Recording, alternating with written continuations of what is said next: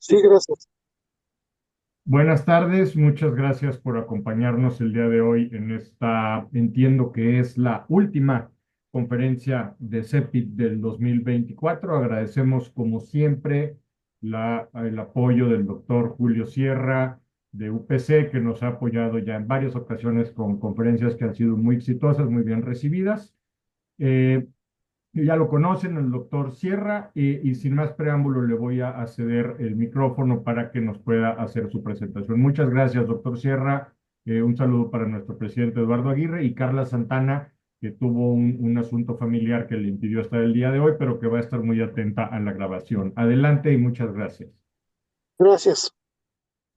Sí, bueno, muchas gracias. Espero que les guste esta plática, porque la verdad, en el sentido de la preparación que tengo, más que nada es como un tema en el cual no solamente quisiera exponerlo, sino que también al unísono ustedes pudieran ir viendo y reflexionando acerca de los temas que quiero tratar en esta, que se llama la actividad social o el laboratorio clínico como un reflejo de la actividad social del siglo XXI. Cuando me empecé a cuestionar estos temas, y sobre todo que creo que no va a terminar la cuestión temática que vamos a tocar ahora en el siguiente año, porque es un tema que se ha ido dando y que seguramente va a seguir creciendo y se va a presentar durante el siglo XXI. Sí, está usando, Submeti está usando tu. Que en el sentido de que sería pues una actividad que se ha prestado desde el punto de vista social y que tiene como reflejo el laboratorio clínico. Son tres temas que quiero tocar en este tema. Espero que en esta hora, espero poderlo mover y poderlo ajustar y poderlo que ustedes también lo vean de manera, desde el punto de vista de lo que, como yo lo veo. Sería tratar el primer tema sobre testosterona total y testosterona libre en mujeres, como un aspecto que necesita una regulación. El segundo tema es la edad gestacional avanzada o como la autodeterminación de la maternidad y las consecuencias que esto trae.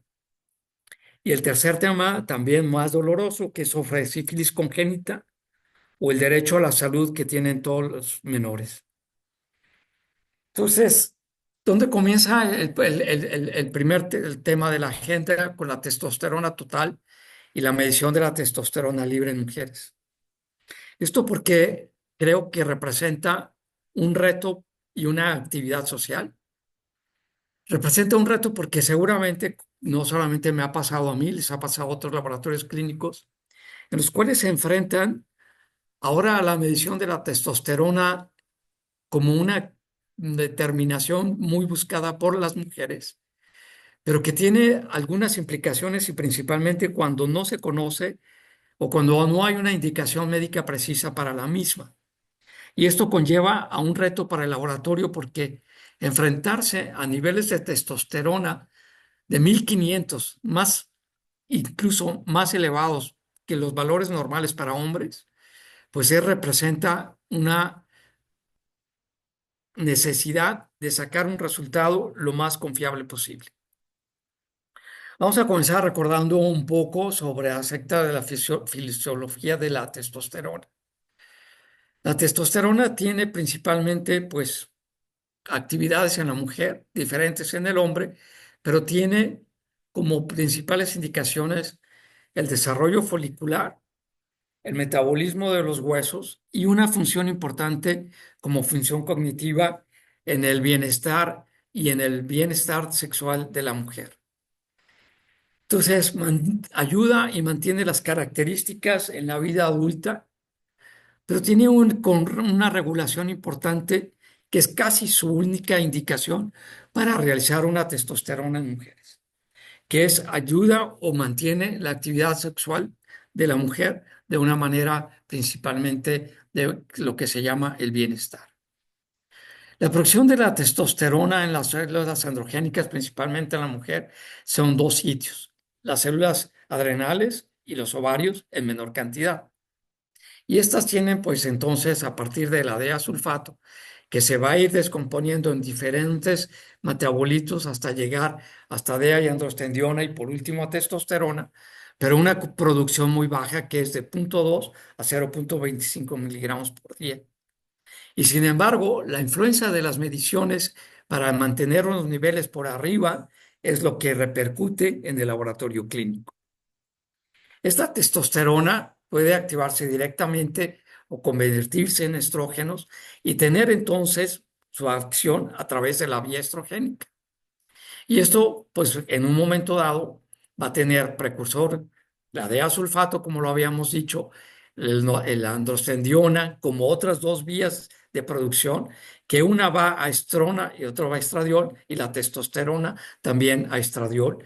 Y esto entonces necesitaríamos conocerlo en el sentido de que podríamos regular también las mediciones de testosterona a través de estos receptores, de estos estrógenos. Pero sin embargo, esto no se lleva a cabo así.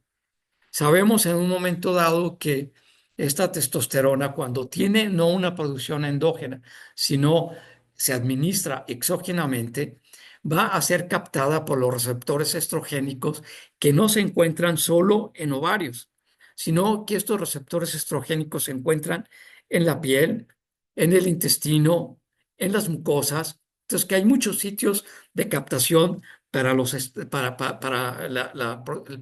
administración exógena de testosterona, que normalmente pues no conocemos todavía de una manera bien establecida cuál es la farmacocinesia y la homeostasis de la testosterona absorbida por vía exógena. Y este es el principal problema, que no se conoce todavía los mecanismos de absorción y las distribuciones en los diferentes receptores estrogénicos. En mi experiencia, lo que yo he visto es que cuando esto se encuentra, los niveles de testosterona se encuentran muy bajas, la administración exógena de testosterona activa los receptores estrogénicos y hay una absorción muy elevada de esta testosterona que va a producir grandes cambios en la medición que se efectúa de la misma. Entonces, esta testosterona cuando se administra principalmente por vía exógena, y tiene una indicación muy precisa, que es niveles bajos de testosterona, ya sea por el uso de anticonceptivos orales, que va a disminuir la globulina transportadora de la hormona sexual, ya sea por medicamentos esteroideos, ya sea por terapias antiandrogénicas que van a producir bloqueo en la absorción, o más raro, por un panhipotiroidismo. Estas causas no llegan ni siquiera a formar el 5% de las causas de niveles bajos de testosterona. Hay otras causas en las cuales principalmente tiene una indicación muy precisa que se llama el desorden hipoactivo del deseo sexual. Este desorden hipoactivo del deseo sexual en mujeres tiene, se refleja en lo que hablábamos acerca del bienestar y se define como la deficiencia o la ausencia persistente del deseo sexual o de la actividad sexual y que causa un desarrollo, unas dificultades en el desarrollo interpersonal o estados de angustia en la mujer. Pero también este desorden hipoactivo del deseo sexual necesita unos criterios bien establecidos que incluso conllevan determinaciones psicológicas para poder dar un tratamiento indicado con un reemplazo hormonal de testosterona en él. Entonces hay que cumplir varios criterios y no solamente decir, pues me siento tal o cual, sino que hay todos unos criterios para poder establecer este desorden como un desorden hipoactivo del deseo sexual.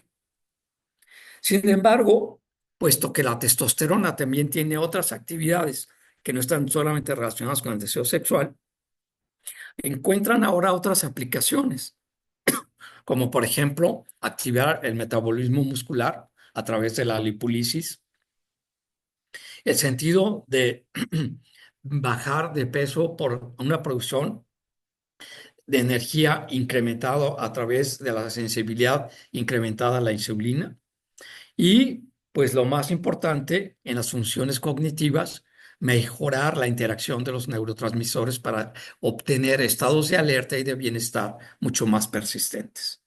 Y esto creo que eso es lo que nos lleva a la actividad del siglo XXI, en donde vemos ahora que la mujer persigue otros mecanismos o utiliza otros recursos de manera diferente, como por ejemplo el bienestar, el ejercicio físico, el sentirse en un momento dado más energetizadas y por lo tanto, pues entonces esto ha llevado que en un momento dado se hagan más determinaciones en el laboratorio clínico de la testosterona, ya sea de la testosterona basal o ya sea también de la testosterona libre, junto con la globulina transportadora de la hormona sexual y la testosterona biodisponible.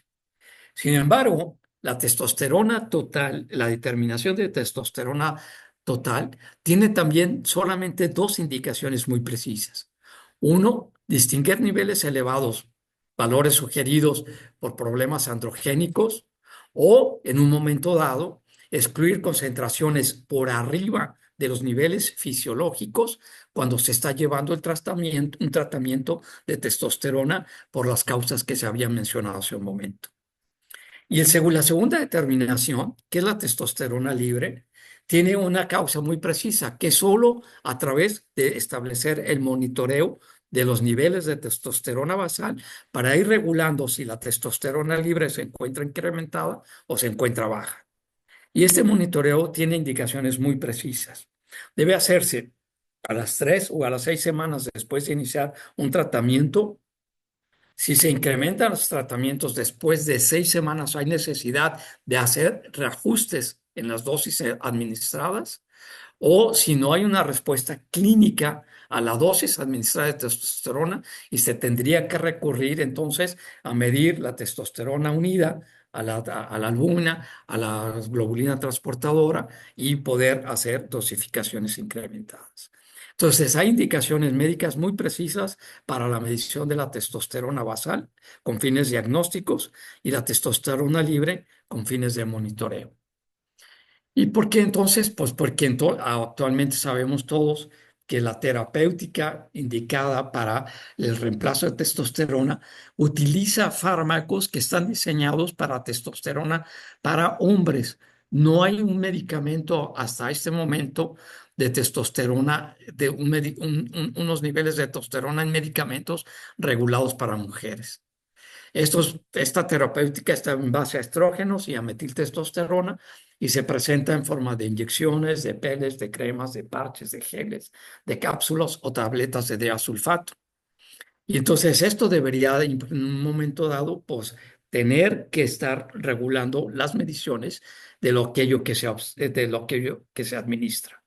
Porque una vez la inyección, cuando se administra de una manera total, pues se recibe una dosis bastante elevada que no sabemos cuál va a ser su farmacodinamia o su farmacocinética. Hablamos de los receptores de testosterona que se encuentran principalmente en ovarios, pero que se encuentran también en otros sitios en los cuales Entonces, estos también van a, sabemos mucho esta parte de seguimiento de indicaciones, van a- el respeto y que pues tengan este avance un poquito más grande, ¿no? Perdón, estoy buscando quién está hablando, doctor. ok. En Entonces, esto va a producir también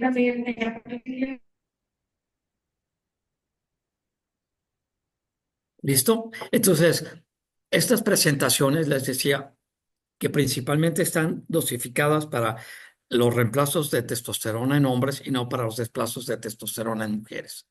Que la inyección, una vez que se recibe, se va a absorber, se va a absorber el total. Los pellets, las cremas pueden ser dosificadas, pero tampoco sabemos de los mismos, los mecanismos de absorción y después cómo va a ser la hemostasis una vez que ha sido administrada. Déjenme ver para poder ver cómo puedo seguirle. Ahí está. Entonces, la Peraptep, sí se cambió la próxima. Entonces, la indicación sería principalmente mantener los niveles en niveles fisiológicos y principalmente en mujeres posmenopáusicas, la idea es mantener los niveles lo más cercano a la perimenopausia o en mujeres antes de la menopausia. Entonces, la respuesta clínica, una vez que se ha recibido la terapéutica, ya decíamos, debe hacerse con testosterona libre 6 a 8 semanas después. En caso de que se mejore el deseo sexual después del tratamiento, 12 semanas después. Y para valorar el bienestar hasta 20 a 24 semanas después.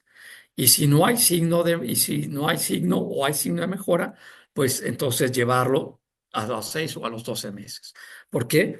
Porque pues, hay efectos secundarios, principalmente en mujeres, que son los signos de virilización, el crecimiento del vello corporal y el acné. Y la importancia, quiero recalcar esto, es principalmente la causa que lleva a las reclamaciones en los laboratorios. Porque una vez que se administró la testosterona, debería de saber el laboratorio si la paciente acaba de recibir la dosis, en qué tiempo recibió, hace cuánto recibió la dosis, si es una inyección o si es un pellet o si es una crema. Pero todo esto para el laboratorio clínico es desconocido.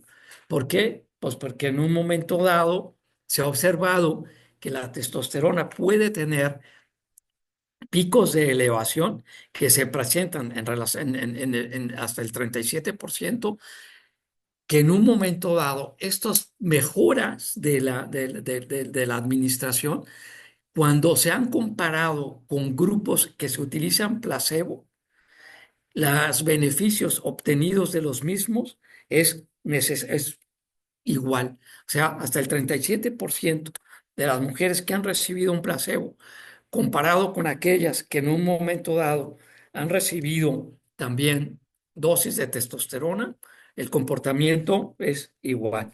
Entonces, realmente, pues no hay una indicación muy clara donde, primero, si de veras se sigue la regulación de las mediciones, si de veras se establece el diagnóstico, el tipo de presentación del medicamento que se administra, el diagnóstico preciso del deseo hipoactivo del deseo sexual y por último, pues entonces los mecanismos de absorción.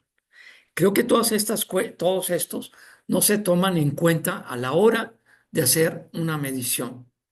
Entonces, ¿cuándo debe de hacerse esta medición? Las recomendaciones metodológicas para poder hacer unas buenas determinaciones de los niveles de testosterona es, uno, hacerlo cuando realmente se ha diagnosticado por presencia de síntomas de los 4 casos que hablamos antes. Recordar que la testosterona tiene un ritmo circadiano. Recordar la influencia que tiene la absorción de la testosterona sobre el ciclo menstrual. Debería ser preferentemente antes de los alimentos, los cambios que puede tener durante el sueño fisiológico, las variaciones que tiene la testosterona durante el día y de acordar también entonces que para la edad de la mujer, por todas las etapas por las que pasa, no hay hasta ahorita una determinación constante de testosterona total y libre, ya sea para que se encuentre en una fase menstrual de tal, en una parte de su ciclo menstrual de tal fecha, para que exista también cuál es el nivel terapéutico para mujeres posmenopáusicas. Entonces, todo eso hace que no exista realmente una medición y unas referencias bien establecidas. Y por último, lo importante también es que aunque existen diferentes métodos para la determinación de testosterona, el método ideal es la espectrofotometría de masas. El método ideal para la testosterona libre es un método que se llama diálisis en equilibrio, en el cual es como pues simulando mantener la hemostasia a través de plasma y proteínas, y la cual se va a unir a las proteínas, ya sea proteínas transportadoras o a la albúmina, y entonces para poder realizar, pues esto diferencia entre lo que se encuentra en los espacios intra y en los extracelulares. Y para la globulina transportadora, el método ideal es la inmunofluorometría. O sea, deberían de considerarse que hay métodos estándar de oro para cada una de las diferentes determinaciones de testosterona. ¿Y a dónde nos lleva todo esto? Pues todo esto nos lleva entonces Todo esto nos lleva, ahí ya sé, déjenme ver por qué se salió de la... Véalo. Mm, Vemos bien, doctor. ¿Sí están viendo? Sí, Ah, es que yo no sé, entonces déjenme ver qué pasó aquí, porque no estoy viendo yo y ahí está. Entonces, aquí, ¿a dónde lleva todo esto? Lleva a las determinaciones que en un momento dado nos me han solicitado o se han solicitado aquí a la unidad de patología clínica, en los cuales, pues en un momento dado, vean ustedes que se han hecho hasta 12.152 solicitudes a partir del 2021 y hasta octubre del 2024. En la línea azul vemos las determinaciones solicitadas de testosterona para hombres y en la línea rosa vemos las determinaciones de testosterona solicitadas para mujeres, en los cuales vemos entonces que hay un incremento y ahora un desbalance, por decirlo de alguna manera, en donde las solicitudes para mujeres es mayor que para hombres.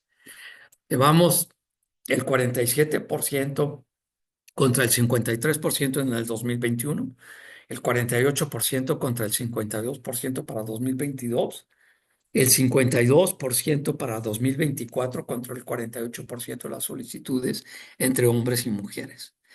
Y a eso es a lo que me refiero cuando hablamos acerca de es un reto, pero también es un reflejo el laboratorio del comportamiento sexual. Porque no quisiera yo decir, y no lo puedo decir, que el 52% de las solicitudes hechas por mujeres, todas corresponden o a un deseo hipoactivo del deseo, a un deseo hipoactivo del deseo sexual, o que tienen realmente un desorden fisiológico de la testosterona cuando estos sabemos que son menores al 5%. Entonces, ¿qué es lo que está propiciando estas determinaciones tan elevadas en las mujeres? Yo creo que están más relacionadas con el deseo de bienestar, más que con desórdenes fisiológicos o con desórdenes desórdenes del comportamiento sexual. Y claro, si no contamos entonces con conocer bien la fisiopatología de la absorción de la testosterona, si no estamos empleando los métodos o los estándares de oro, pues nos estamos enfrentando a unas mediciones que en un momento dado, pues nos llevan o nos pueden llevar a mediciones erróneas.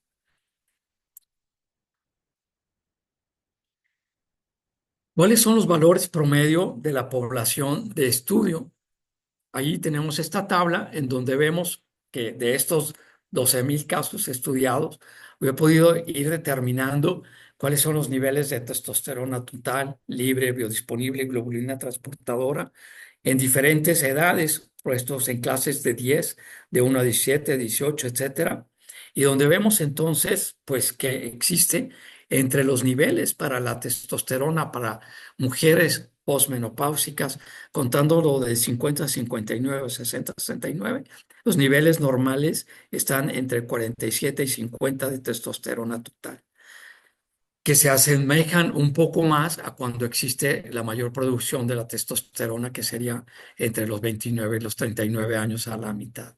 Entonces, realmente estos son los niveles normales que debe tener. Sí sabemos que la testosterona se encuentra elevada en la posmenopausia, pero no sabemos qué tanto estos niveles realmente están por arriba de lo que consideraríamos normal. Si de este grupo de mujeres tomamos aquellas que en un momento dado son mayores a 45 años, que podríamos comenzar o pensar que empieza la perimenopausia, la menopausia, vemos que para el 2021 el nivel mínimo es de 70 y los niveles máximos que hemos podido detectar se encuentran hasta 1072, 1162, 1354 y 931. Y esto, claro, que crea un conflicto para el médico y crea un conflicto para la paciente, porque pues aquí han venido a reclamarme médicos y han venido a reclamarme mujeres que tienen niveles de 1300, de 1162. Pues sí, pero ¿a qué horas te los mediste? ¿Cómo te los mediste? ¿A qué hora se pusiste la dosis? ¿Cómo fue cuánto estaban tus niveles previos para saber los niveles de reabsorción? Todo eso lo desconocemos y esto nos lleva a déjeme ver, es que no sé cómo para regresar. Ahí está. Y esto nos lleva pues a poder ver cómo estos niveles por arriba de los suprafisiológicos que hablábamos, que estábamos en 60 para mujeres entre los 50 y los 60 años, estamos teniendo niveles que están aproximadamente en mujeres mayores de 45 años y niveles mayores de 70 nanogramos sobre decilitro en el 13% de las mujeres. En el 2021 que cumplían estos dos requisitos, femenino, mayor de 45 años, y niveles todavía superiores de los 60, que consideraríamos en un momento dado, aunque no sabemos qué tanto como normal, por arriba de 60, está presentándose en el 13% de los casos. Para el 2021 fueron 61, para el 2022 fueron 76 y 94 para el 2023 y 74 hasta octubre del 2024. Y esto pues va, va en incremento. Y ahora les quiero presentar algunas curvas de mediciones que nos hablan acerca de lo que les digo de desconocer los niveles fisiológicos y los mecanismos de reabsorción o de absorción cuando se encuentran los depósitos vacíos o cuál es la vía de administración de los mismos. Este es un femenino de 45 años que el 11 de junio del 2024 tenía un nivel de 896 y para el 12 de julio, en un mes, ya tenía niveles por abajo de los niveles normales. El siguiente caso es un caso de una femenina de 50 años que en el cual tuvo un pico de 1500, de los 1364. Para el siguiente mes estaba en niveles normales y nuevamente para el siguiente mes tiene niveles de 272. ¿Qué está haciendo? Pues no lo sé, pero esto claro que debe tener alguna consecuencia. Este es otro caso de una femenina de 68 años que en el 2022 tiene 37, en el 2023 tiene 74, que ya está por arriba. A la mitad del año del 2023 tiene 2.5 y para 20 de febrero del 2024 tiene 839. En 2 meses se baja a 305 y para mayo, junio, otros 2 meses, ya tiene unos niveles por abajo de la testosterona. Otro caso de una femenina de 35 años que tiene 38, 98, 10 en febrero del 2024. El 27 de agosto tiene 41 y en septiembre, el 17 de septiembre tiene 518.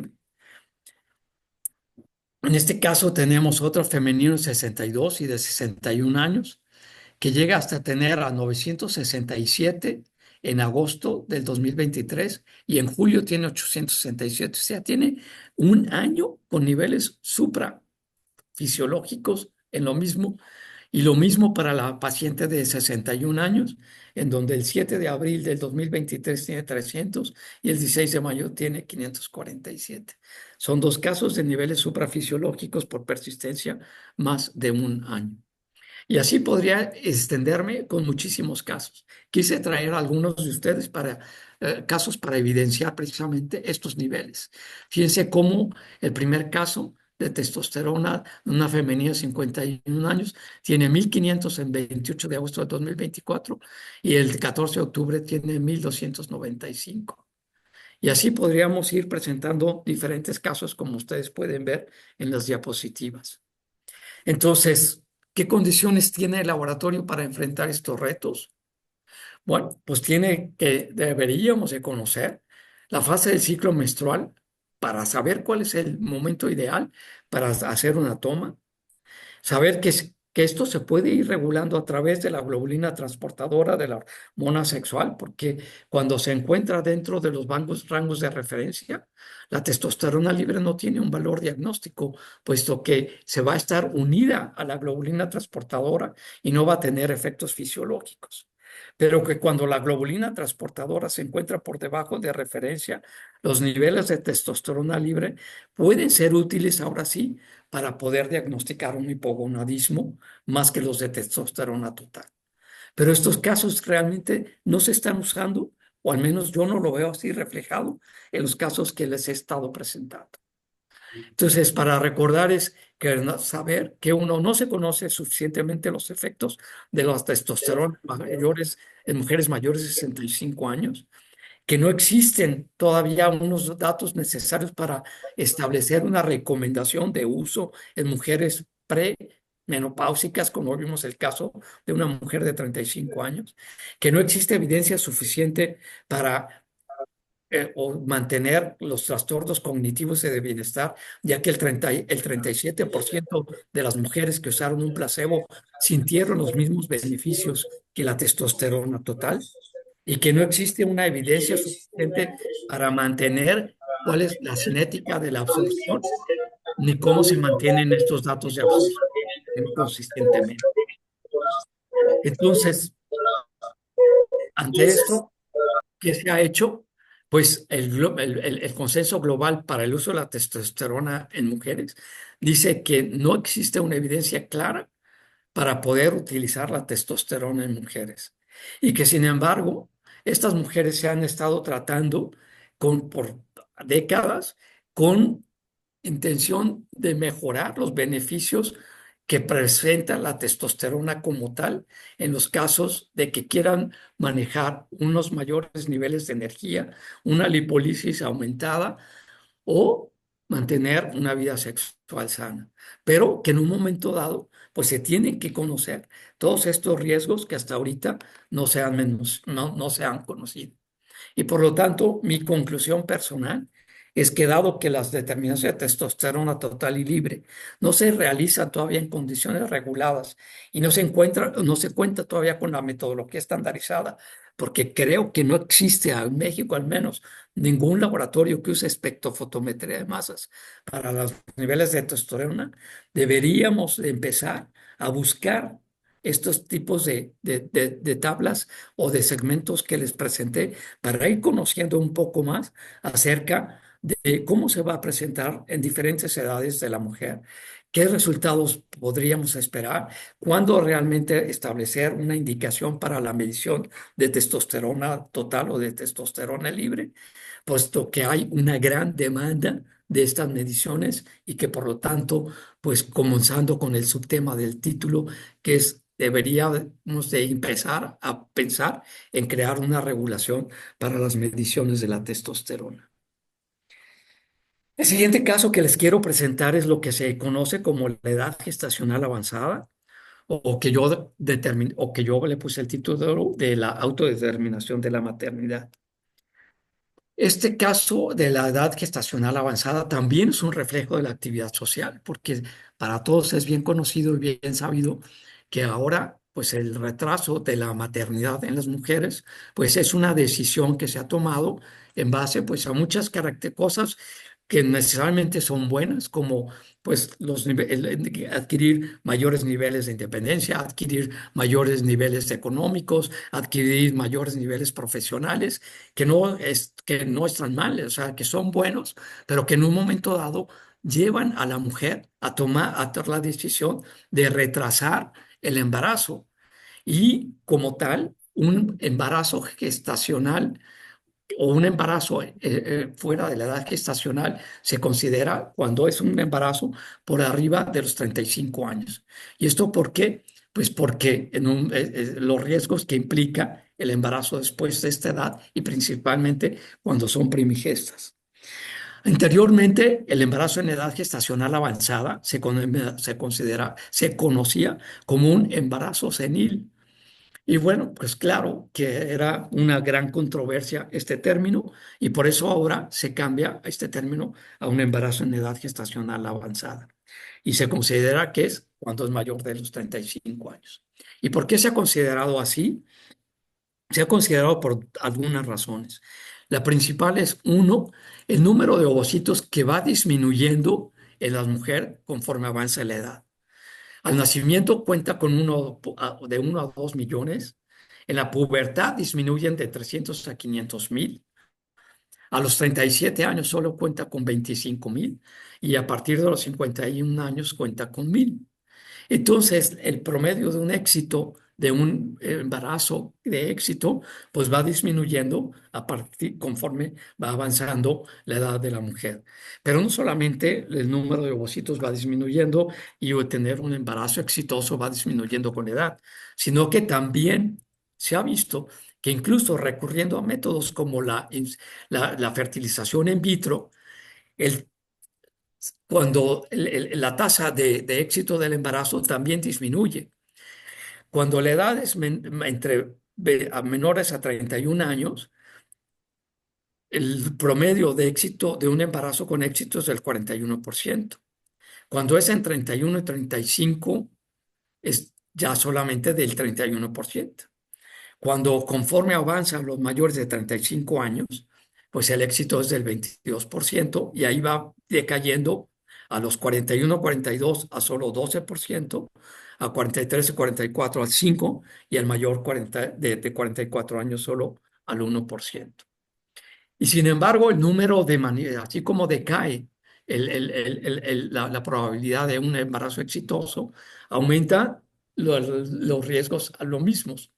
La preeclampsia, la diabetes gestacional, prematurez, aborto espontáneo, óbito fetal, recién nacidos de bajo peso al nacimiento, incremento en los síndromes genéticos por alteraciones del DNA y el número de cesáreas. Entonces, disminuye, por un lado, el éxito del embarazo y se incrementan, por el otro lado, los riesgos de ese embarazo en edad avanzada. Y por lo tanto, pues entonces el número de abortos se incrementa del 13% entre los 33 y los 34 años contra el 54% en mujeres mayores de 42 años.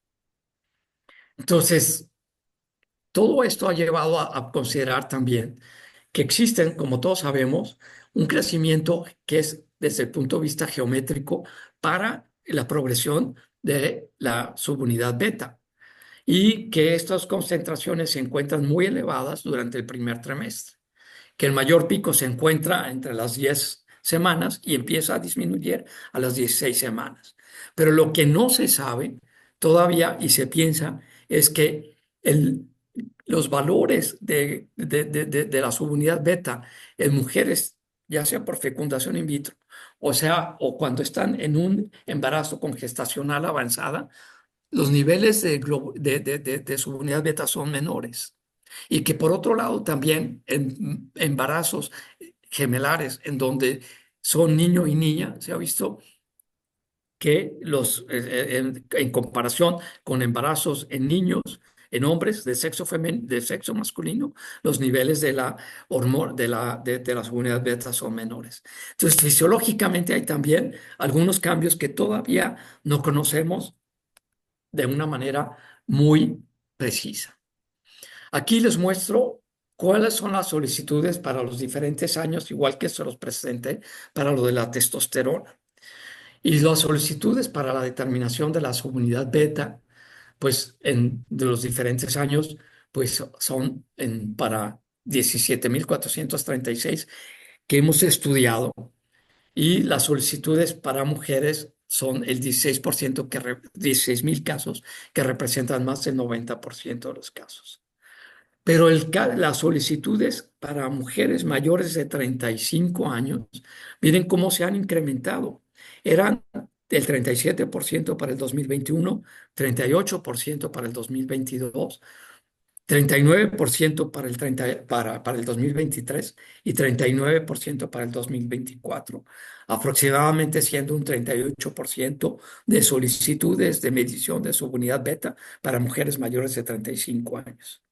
Y si a esto tenemos un valor de corte para dar un diagnóstico certero de embarazo por arriba de los 50 unidades, entonces si juntamos mujeres mayores de 35 años con una subunidad beta mayor a 50, miren cómo también estos valores o esta estadística se incrementa, con 682 casos para el 2021, que representa el 41% de las mujeres mayores de 35 años, el 40% para el 2022, el 38% para el 2023 y el 40% para el 2024.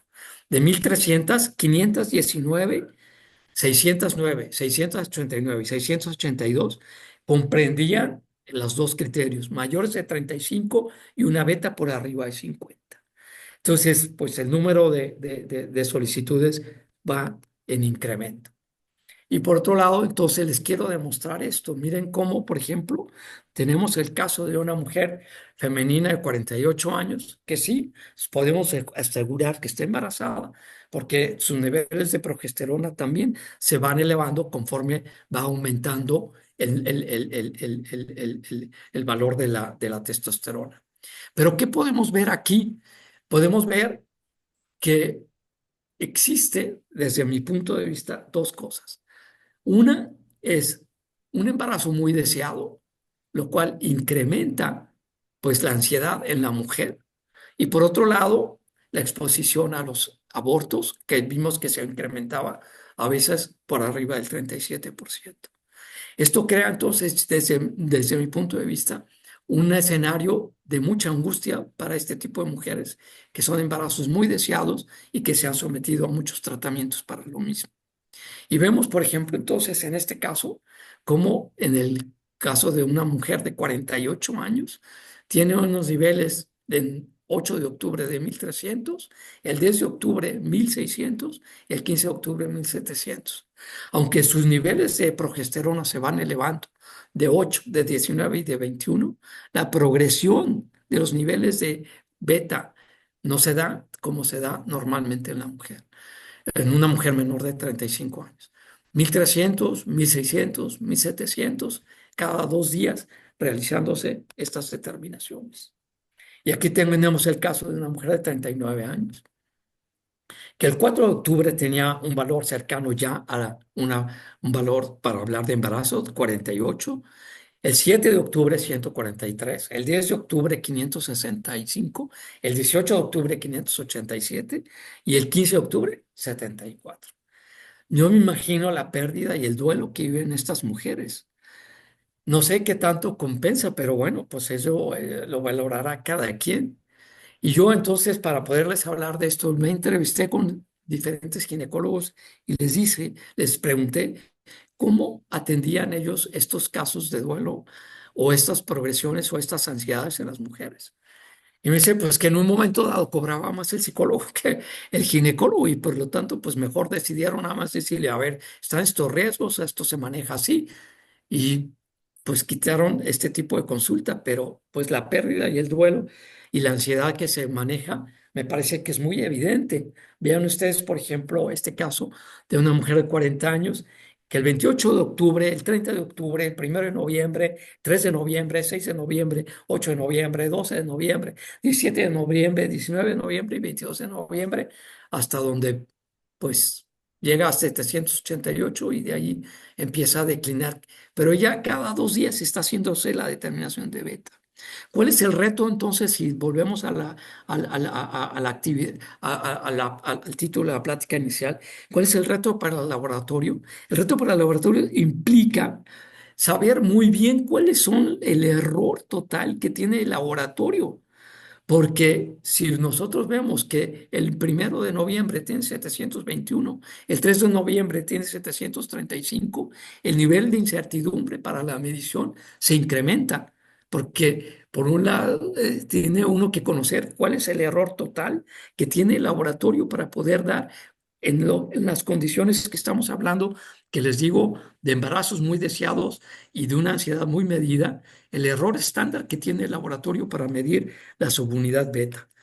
Vean este otro caso, 12 de marzo, 14 de marzo, 16 de marzo, 18 de marzo. Incluso cuando ya había una pérdida del 20 de marzo hasta el 24 de abril todavía se seguía esta persona de 38 años haciendo las determinaciones. Esto nos habla pues de esa gran ansiedad que causa estos deseos o este pues llamar estrés al cual está sometido una persona con un embarazo en edad gestacional avanzada. El 4 de octubre, el 6 de octubre, el 10 de octubre, el 15 de octubre, el 17 de octubre y el 19 de octubre de un pico de 3.772 a 3.984 y 3.703 en un periodo de 4 días. Por lo tanto, entonces no solamente es el error total que debe tener la medición bien establecido y bien conocido por el laboratorio, sino tener la linearidad bien establecida, porque los incrementos no se dan como se dan de una manera, o la linearidad, dependiendo si es una técnica que mida 10.000 o 15.000, la linearidad, sostenerla es muy complicado. Miren por ejemplo, una femenina de 37 años que a todas luces se ve que se quiere embarazar. El 23 de febrero, 15, 28 de febrero, 2, 6 de marzo del 2023, 0, 8 de mayo del 2023, 0, y ahí hasta llegar a los 2.597. Entonces, dar un resultado así, pues desde mi punto de vista, para el departamento del cual yo estoy, que es donde se hace la subunidad beta, pues representa realmente tener y estar haciendo muchas mediciones y muy acuciosas para poder dar una buena determinación. No quiero ahondarlos mucho, pero pues tengo muchos ejemplos de los cuales les puedo ir demostrando lo que yo estoy tratando de exponer. Por ejemplo, en este caso, vean cómo pues de 50, 21, 36, en todos en abril del 2024. Por fin el 26 de abril, el 23 de abril se incrementa a 5.000, el 26 de abril a 7.000, el 2 de noviembre a 3.000, el 7 de noviembre a 21.000 y el 14 de noviembre a 66.000. Eso no es un crecimiento normal de una subunidad beta. Quizá hubo una degeneración, una mola del embarazo y volvemos a lo mismo. Entonces, la incertidumbre en la medición se caracteriza, o la definición de incertidumbre, es que es un parámetro no negativo que se caracteriza por una distribución de los niveles a partir de una información que se utiliza y que debe ser expresado en un grado de incertidumbre. Y ese grado de incertidumbre debe conocerlo el laboratorio porque está recibiendo mediciones cada 2 días. Y eso implica, no implica la variabilidad biológica, porque el crecimiento no es exponencial. Aquí la variabilidad está dada por la incertidumbre de la medición, que comprende el error total, el sesgo, y entonces debe uno tener ese conocimiento para poder emitir y hacer las mediciones que sean necesarias para dar un resultado certero. Y eso pues es, en un momento dado, conocer bien la trazabilidad y la incertidumbre de la medición, que corresponde tanto a la incertidumbre de medida más una correcta estimación de lo que estamos midiendo. Y eso, en un momento dado, pues sería emplear el conocimiento del error sistemático que cada uno de laboratorio debe tener para la subunidad beta y específicamente para estos casos. ¿Por qué? Pues porque si no tenemos conocido la incertidumbre y el error total, pues es muy difícil entonces en un momento dado también tener la linearidad de la medición que se sostenga en plazos de 2 días. Para esto, pues entonces la CLIA propone que para la subunidad beta, el valor total más menos 3 desviaciones estándar es lo que se debería de mantener, o un 18% de más menos 18%, o 3.000 unidades por mililitro en las mediciones de repetibilidad. Sostener esto, pues, es por abajo de los coeficientes de variación que el mismo fabricante establece. Y por lo tanto, también en la gráfica de la derecha vemos cómo está la curva de linearidad para poder sostener. Y estas curvas de linearidad todos sabemos que debe ser por duplicado. Entonces, en errores, en mediciones bajas, el error no debe ser mayor de 3.000 unidades y en mediciones por arriba de los 50 no debe ser la variación mayor al 18%. Entonces tenemos que tener muy ajustado, muy calibrado nuestros equipos para poder dar unos resultados certeros. Y lo otro, conocer bien el reactivo que estamos empleando, porque hay más de 100 diferentes marcas de laboratorio, marcas de reactivos que se pueden emplear en el laboratorio para la medición de la beta. Y algunos emplean la beta total, otros emplean la subunidad beta, otros emplean la subunidad alfa. Entonces, hay que conocer cuál es el tipo de medición que estamos realizando, cuál es el método que estamos empleando, unificar las unidades, tener bien validada la precisión y los límites de detección y la robustez, como hablábamos acerca, y la especificidad para el tipo de muestra y el momento del uso. Entonces, creo que es un reto de laboratorio y esto está dado precisamente por el retraso que se está dando en los términos de los embarazos. No quiero hablar sobre connotaciones morales o éticas del respecto, simplemente es una decisión y es una realidad. Y entonces tenemos que tener muy ajustado el laboratorio, pues estos tipos de determinaciones. En conclusión sobre este subtema es que la determinación de la subunidad beta debe ser consistente, así como es consistente en embarazos normales. Hace falta implementar esquemas de control muy precisos para valorar el desempeño en estados gestacionales poco convencionales o poco habituales y que el laboratorio debe contar con estos esquemas de seguimiento muy preciso para poder emitir un resultado por todo lo que supone estas mismas mediciones. Y el último tema es sobre la sífilis congénita o el derecho a la salud de los menores. ¿Por qué?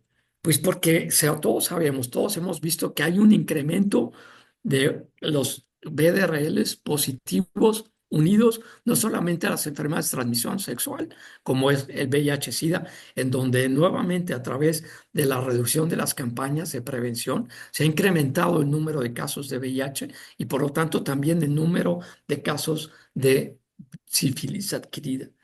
Pero si nos enfocamos en neonatos, pues se ha visto que existe 10 veces más recién nacidos con sífilis congénita en el 2022 en relación al 2012. Que 9 de cada 10 casos, el 88%, pudieron ser detectados, puesto que el BDRL es una técnica relativamente sencilla, que no es una técnica complicada y que se puede implementar en cualquier nivel de laboratorio y que 2 de cada 5 madres, el 40% de las madres diagnosticadas o el recién nacido diagnosticado con sífilis congénita, la madre no ha recibido los cuidados prenatales suficientes para detectar una sífilis durante el embarazo. Por otro lado, la OMS ha publicado que el 40% de las madres reciben un tratamiento inadecuado o no lo terminan. El 37% no se efectúa una detección a tiempo durante el embarazo para prevenir la sífilis congénita. Que en el 12% de las madres ignoran si tienen una enfermedad de transmisión sexual y que el 11% de ellas no reciben un tratamiento. Por lo tanto, entonces la prevalencia en América Latina y en México de casos de sífilis congénita se ha incrementado, que existe una incidencia más o menos de 0.1 a 7% de mujeres embarazadas, que 1.7 de cada 1,000 recién nacidos nacen con sífilis congénita y esto detectado desde el 2015, que hay 43 casos que se reportaron en 2013, pero 121 que se reportaron en 2017, que el 6.6% de las pérdidas del embarazo en mujeres es por una enfermedad de transmisión sexual, o que el 2.6% no llegan a embarazos a término, y que existe una prevalencia que está dada por una estadística del 2019 de un reporte de México, que se calcula que el 0.26 al 2.3% de las mujeres embarazadas tienen sífilis. Y existe una meta que está calculada para el 2023 para terminar con este problema. No creo que lo vayamos a lograr. ¿Por qué? Pues porque otra vez les vuelvo a mostrar las estadísticas de lo que se maneja en la unidad de patología clínica de 13,868 solicitudes de BDRL desde el 2021 al 2024. Vemos cómo, por ejemplo, en el 2021 se recibieron 3,697, 3,489 en 2022, 3.600 en 2023 y vamos en 3.096 hasta octubre del 2024, lo que representa un 22% que no dudaría yo que vamos a llegar al 25% de los años anteriores. Y que el caso de los resultados positivos se va incrementando mientras disminuye el caso de los reportados negativos. Ahí tenemos las barras azules del 98 con 94%, 93 y 92 y 88% de casos negativos, mientras se va incrementando al 6, 7, 8 y hasta 12% para el 2024 de BDRLs positivos.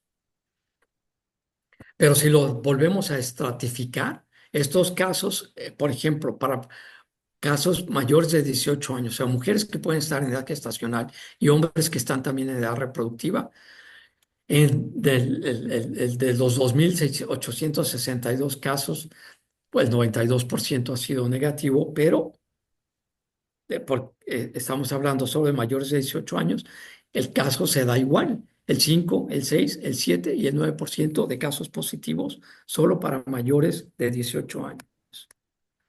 Si lo dividimos en casos entre de los 18 de hasta 14 años, vemos ahí cómo existe un gran incremento de los casos positivos.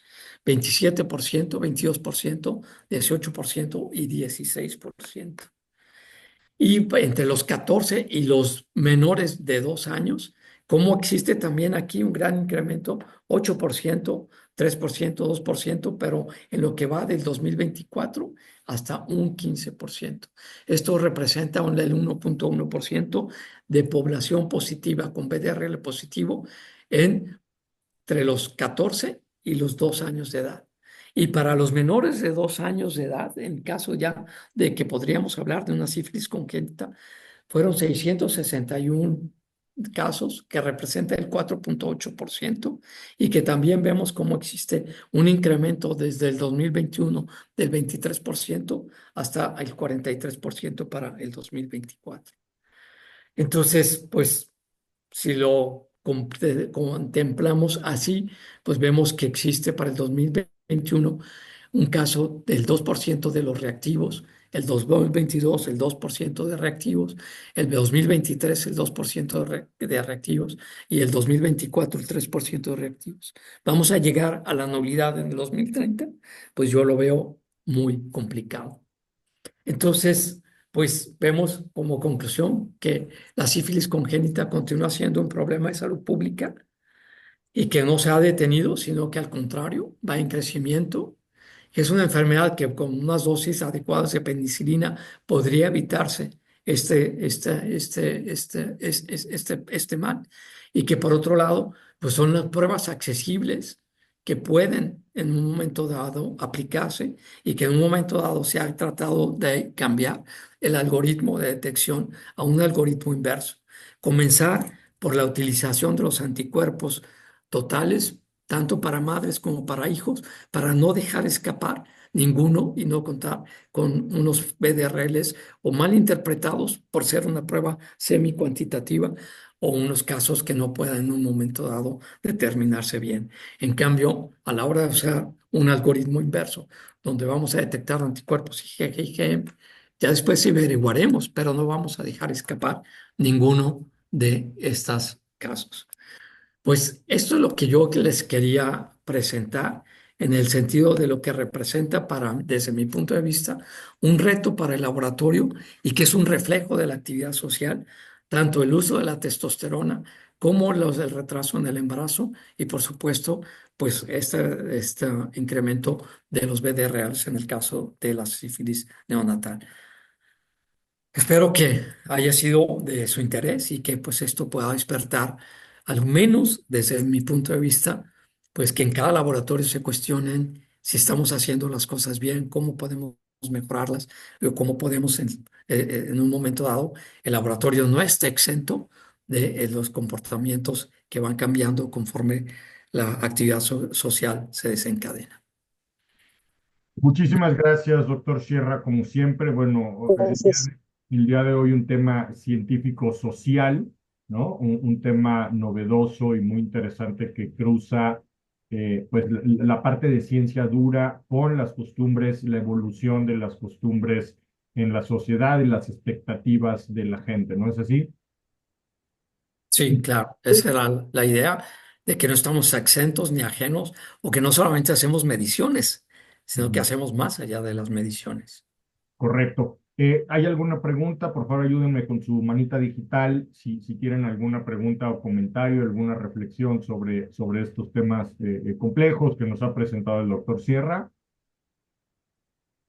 Yo solamente quiero agradecer al doctor Sierra su participación y y decirle que puntualizó perfectamente bien el valor de hacer una medición con todos los signos de la calidad que debe de tener uno en el laboratorio, ¿no?